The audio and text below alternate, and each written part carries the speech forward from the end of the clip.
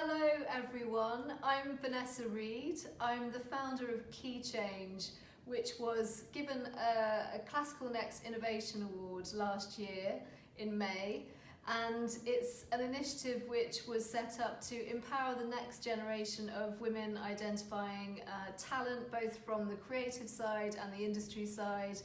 And it was also the campaign that you may have heard of in the news, which was lobbying for a 50-50 gender balance across music festivals by 2022. And I'm calling in now from New York, where I'm based as President and CEO of New Music USA.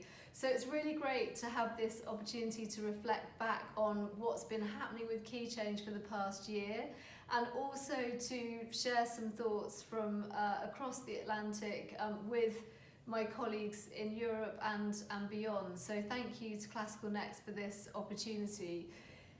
I suppose the first thing to say about Keychange and how the movement has grown since we were given the award last May is that we were delighted to find out that Creative Europe were going to give us a second round of funding last year, and that's enabled the Keychange team to really grow the number of participants involved and the number of partners. So we went from 7 countries to 13 countries, mainly Europe and Canada, and there are now 74 people benefiting from the opportunities that Keychange offers, which included in February a big gathering of all the musicians and industry professionals in Stockholm to meet, to network, to learn from each other. So I'm so pleased that that happened before we were having to confront the restrictions that are now in place because of COVID-19 pandemic. I think the other change that's continued to happen over time is that more and more festivals and music organisations have signed up to the Keychange pledge. So there are now 300 festivals and others have signed up to reaching a 50-50 balance by 2022. So that's amazing, and I think it's great that the team have continued to push for this goal and to get everyone to sign up and to all head in that same direction.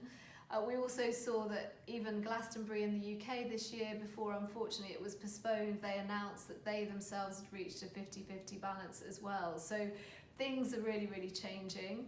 And on the not so positive side of things, from my perspective, obviously the UK has now finalised the Brexit deal, so to speak. We've left Europe, and that means the other change with Keychange is that the leadership team now consists of 3 organisations working really closely together: Reeperbahn Festival in Germany, Music Centrum in Sweden, and PRS Foundation in the UK are still part of that group. So I think it's really wise that we anticipated that and made sure that it was shared leadership.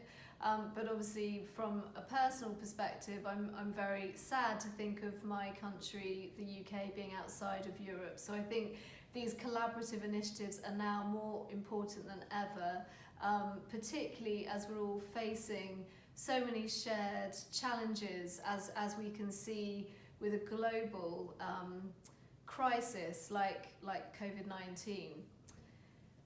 Thinking about where I am now in New York and what we're doing with New Music USA, I think is also relevant to some of the things that the Keychange team are considering. So here at New Music USA, we've been thinking about how we can respond to the immediate challenges of the COVID-19 crisis.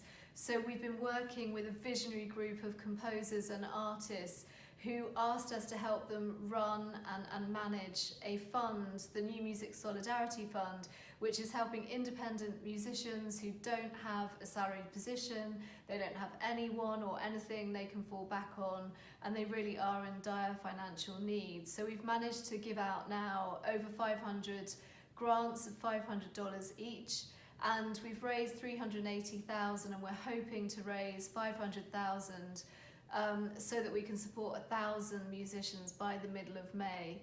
And I know that the Keychange team are thinking about what they can do in response to the conditions that have been created by COVID-19, and they're in particular thinking about how they ensure that those who historically haven't received as much funding as others aren't left out, and they're thinking about how funding can be fairly distributed. So I'm really looking forward to what the Keychange partners and team come up with in that thinking around, you know, how to reach people who are a minority in the music industry and how to ensure they get the help they need.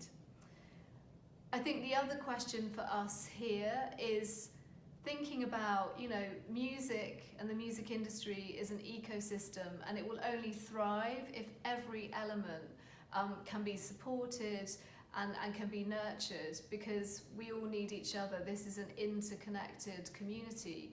And so what we're anticipating is that after that first hit with independent performers, there'll be a slight lag, but composers will start to feel the hit as well.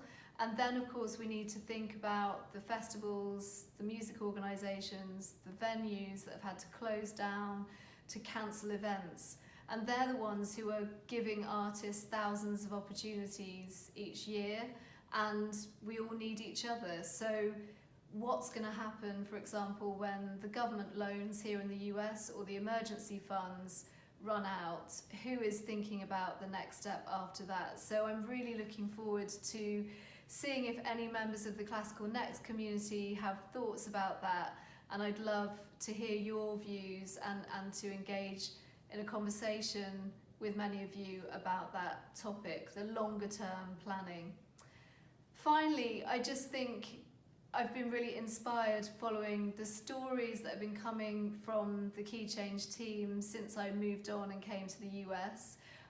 We're very much hoping that it can be extended into new territories, including here in the United States. So I'm looking forward to being part of that if I can. And I've also just been really inspired by thinking about Keychange and its impact on policy development across the world. So one example of that is that our Norwegian partner, Oslo World, was able to integrate the Keychange program into a visit they made to the Middle East.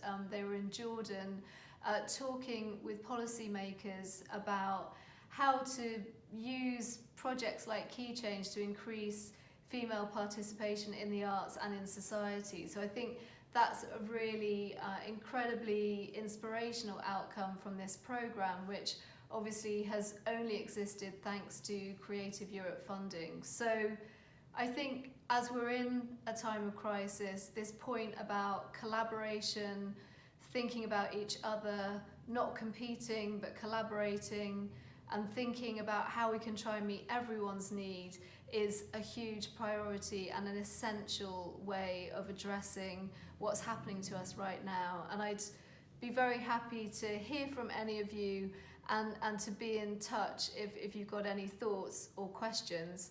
And otherwise, I hope to see you all next year, maybe in Rotterdam, and a huge big hug and hello to the whole of the Keychange community, all of the new and old participants, and also the partners. And a final quick point, just two things that the Keychange group are doing that are possible in this time of social distancing.